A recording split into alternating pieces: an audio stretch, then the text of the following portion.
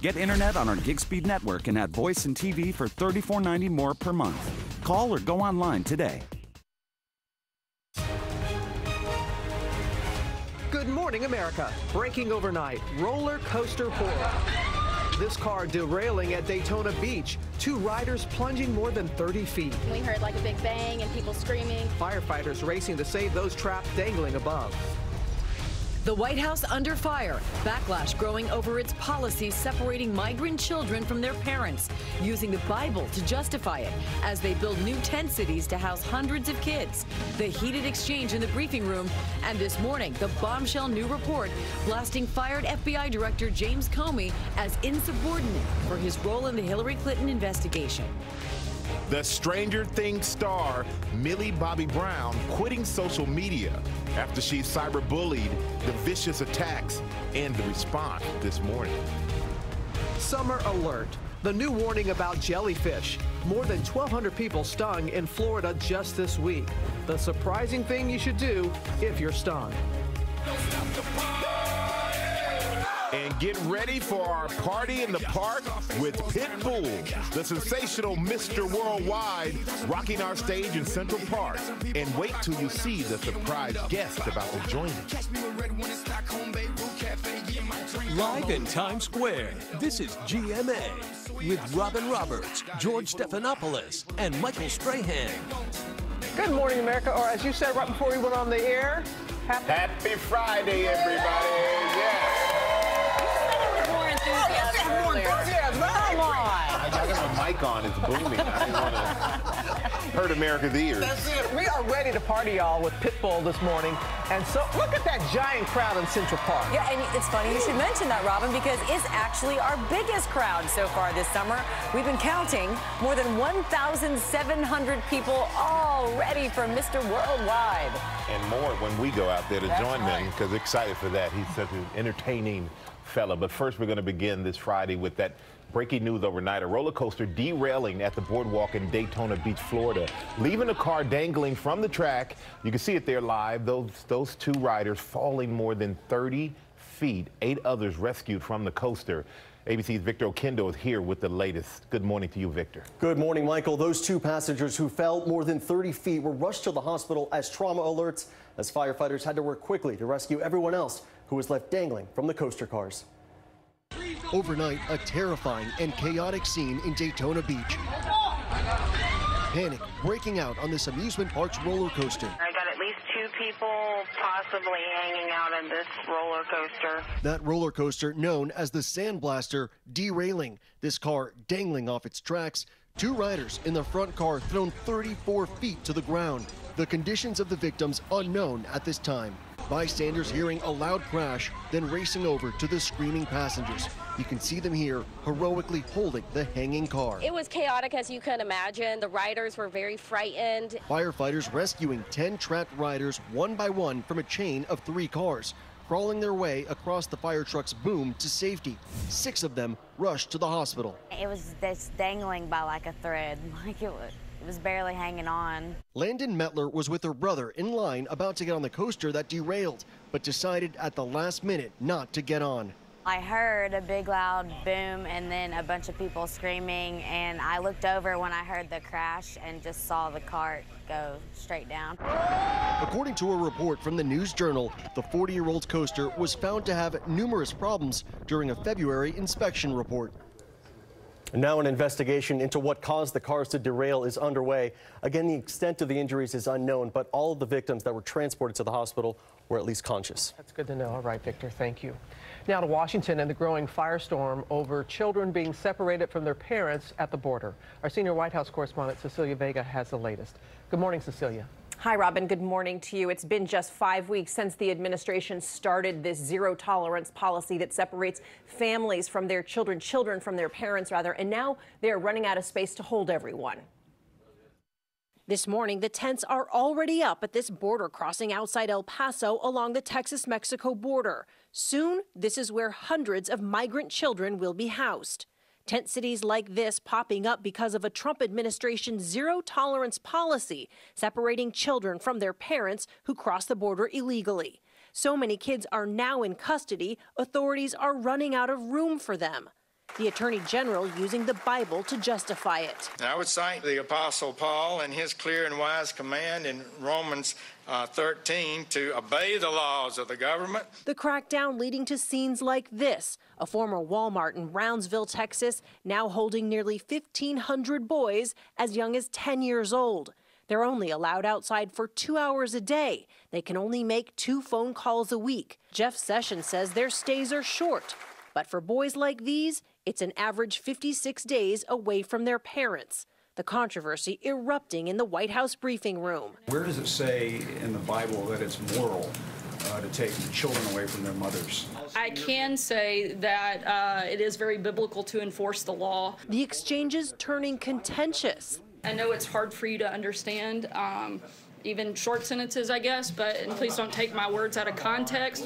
Come on, Sarah, you're a parent. Don't you have any empathy for what these people are going through? They have less than you do. Seriously. I'm trying to be serious, but I'm not going to have you yell out of turn. But even the president's allies joining in the opposition. We don't want kids to be separated from their parents. And the argument from the White House is that the law requires this zero tolerance, and that is why they are separating these families. But, Robin, make no mistake about this. This is their policy. Past administrations have chosen to interpret the law differently. And the House will be voting on this very issue next week? Yeah, they will. Though we heard Republicans like Speaker Ryan there go public with their opposition. It's unclear, though, whether they've actually got the votes to pass this, Robin. All right, Cecilia, thank you. Amy? All right, Robin, now to that new report blasting fired FBI Director James Comey and his handling of the Clinton investigation, calling his conduct insubordinate. Comey at a Minnesota airport when the report was released, declining to comment, but later writing in the New York Times that he respectfully disagrees. Our Chief Justice correspondent Pierre Thomas has more on this story. Good morning, Pierre.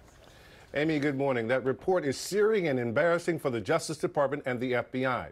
But new FBI Director Chris Wray was adamant that the mistakes did not change the outcome of investigations. He admitted, though, that the report requires all FBI employees to take a hard look at themselves. FBI Director Christopher Wray acknowledging the blistering assessment of that new Inspector General report. The report does identify errors of judgment, violations of or even disregard for policy. The Inspector General concludes former FBI Director James Comey should have never held that press conference without telling his bosses at the Justice Department he was going to recommend that Hillary Clinton should not be charged in the email probe. They do not know what I'm about to say. The Inspector General called that decision extraordinary and insubordinate. At that infamous press conference, Comey also criticized Clinton. They were extremely careless. Those comments, the report said, violated long-standing department practice of not criticizing suspects who are not charged. The Inspector General also found that Comey had used a personal email account to conduct unclassified FBI business. This irony was not lost on Hillary Clinton, who sarcastically tweeted, "But my emails."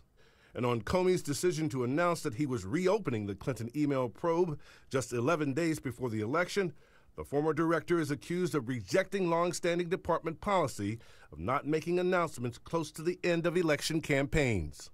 Comey has said he did the best he could, suggesting he was trying to avoid the appearance of bias. Given what I knew at the time, these were the decisions that were best calculated to preserve the values of the institutions. Comey responded to the report with that op-ed in today's New York Times saying, quote, "I do not agree with all of the Inspector General's conclusions, but I respect the work of his office." But he goes on to say, "Nothing in the report makes me think we did the wrong thing." Amy, Comey is standing by his decisions. He certainly is. Pierre Thomas, thanks so much. Robin? Okay.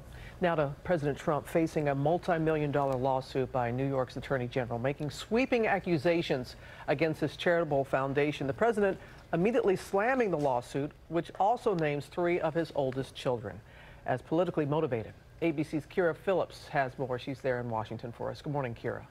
Good morning, Robin. Well, the lawsuit accuses the president, Don Jr., and Ivanka of conflating charity with politics, citing sweeping violations of campaign finance laws. President Trump calling the lawsuit ridiculous and engineered by sleazy New York Democrats. President Trump sounding off on Twitter after the New York Attorney General announced she's suing the president, 3 of his children, and his charitable foundation. tweeting, "The sleazy New York Democrats are doing everything they can to sue me on a foundation that gave out to charity more money than it took in. I won't settle this case." The suit accusing them of illegally using funds from the Donald J. Trump Foundation to pay legal bills, promote Trump's hotels, support his presidential campaign, and even spend $10,000 on a portrait of himself, later hung on the walls of one of his golf clubs. The most damning allegation involving this Iowa fundraiser that candidate Trump staged instead of participating in a debate. That event raking in $2.8 million for the Trump Foundation.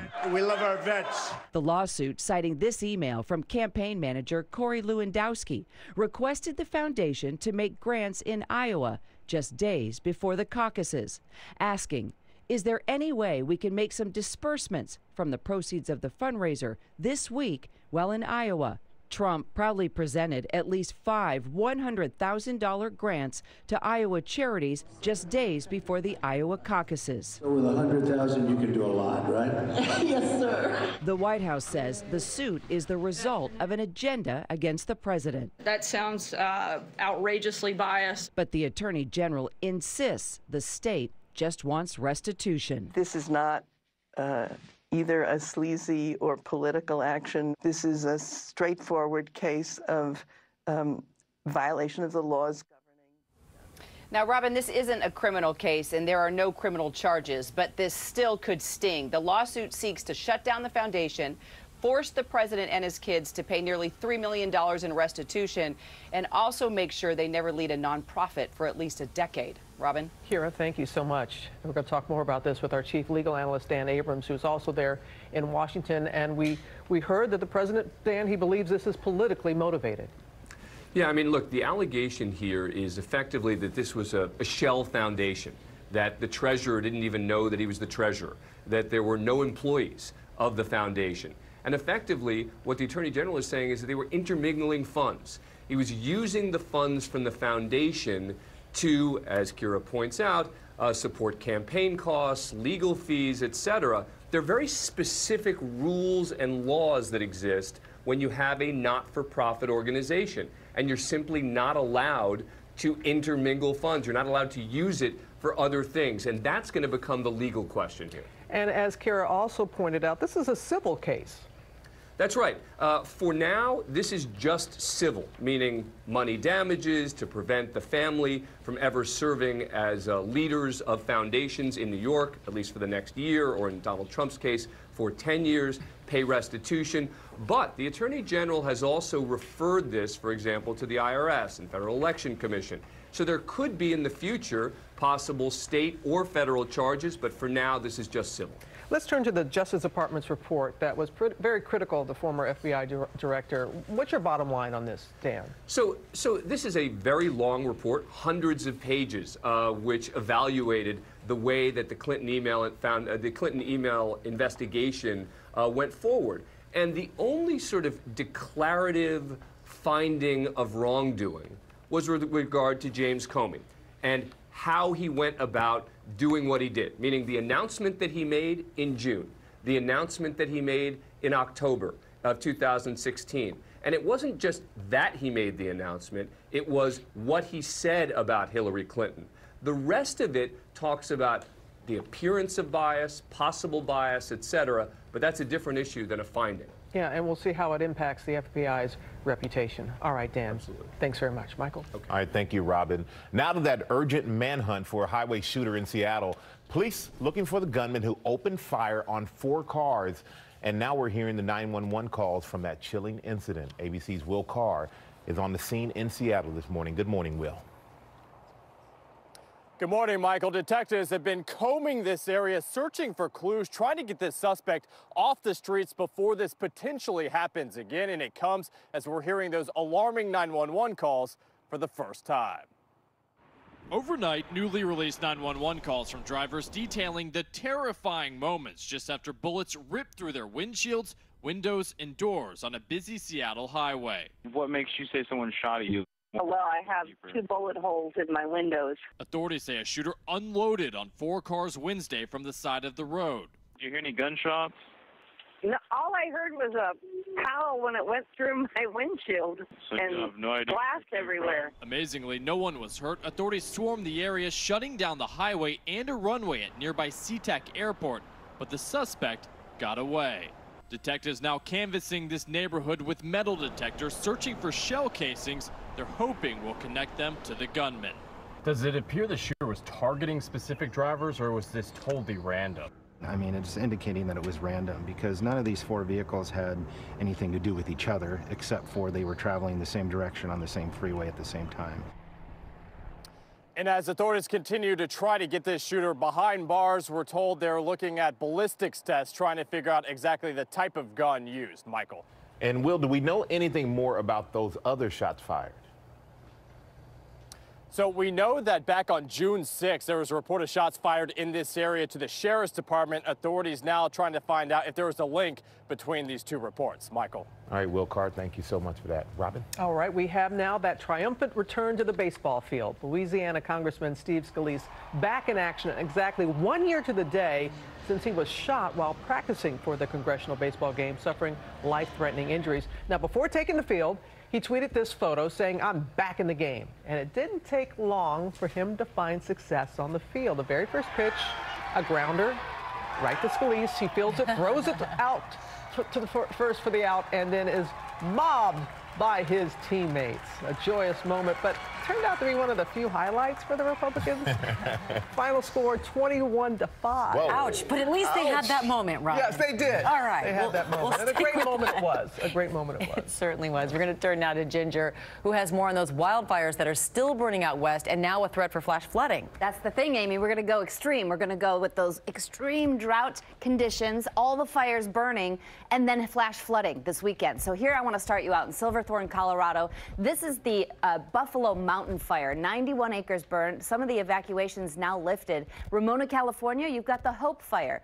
Only 55 acres, now 100% contained, but it is one of so many fires burning. And we got the new drought monitor in yesterday, the Four Corners region, an exceptional drought. That is the highest level.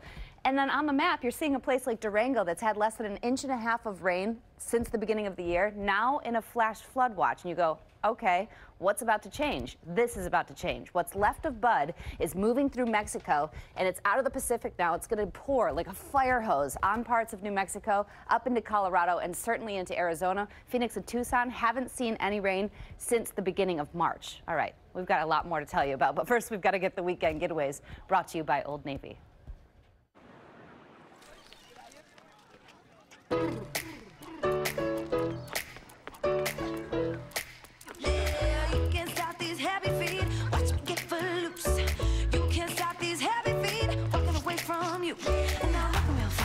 Jump into summer. The entire store is on sale, up to 50% off. With styles from $5. That's up to 50% off the entire store at Old Navy. Well, yesterday was nice to be out. Today, even better. We've got low humidity today. We'll have rising temperatures and some very high humidity coming our way Sunday and the early part of next week. But perfect weather for heading to the pool without those rain chances. 92 degrees on Sunday after today getting up to 83 degrees. Hour by hour for Father's Day. As we start out in the lower 70s, we'll very quickly hit 84, 85 at lunchtime, 92, but it's going to feel more like 95 degrees. And heat index values 103 Tuesday. So the hottest air of the season coming from Chicago to the East Coast this weekend. So just keep in mind when it gets that hot, you get storms. And this time lapse really showcased. Look at the people running at the bottom like, whoa, we got it. It's a time lapse. But still. I thought they were really fast. No. You guys, mid-90s by Monday here. It happens so fast, the storms when they come in. It does, and that's the thing. They use the heat of the day so you can go out as bright, sunny skies, and then that's how storms form. So you can't just, that's how they always form. Keep it in mind. Thank you, Ginger. Sure. Coming up, we have the Stranger Things star deleting Twitter after vicious cyberbullying, the memes attacking Millie Bobby Brown, and the response this morning. And then how hypnosis may have helped solve a decade-old cold case, what this woman suddenly remembered about being attacked, and the suspect now facing charges. And take a look at this, the stunt that has the internet buzzing, a bear in a car playing an instrument. It's real, it's not a start to a bad joke. We'll be right back. Your body was made for better things.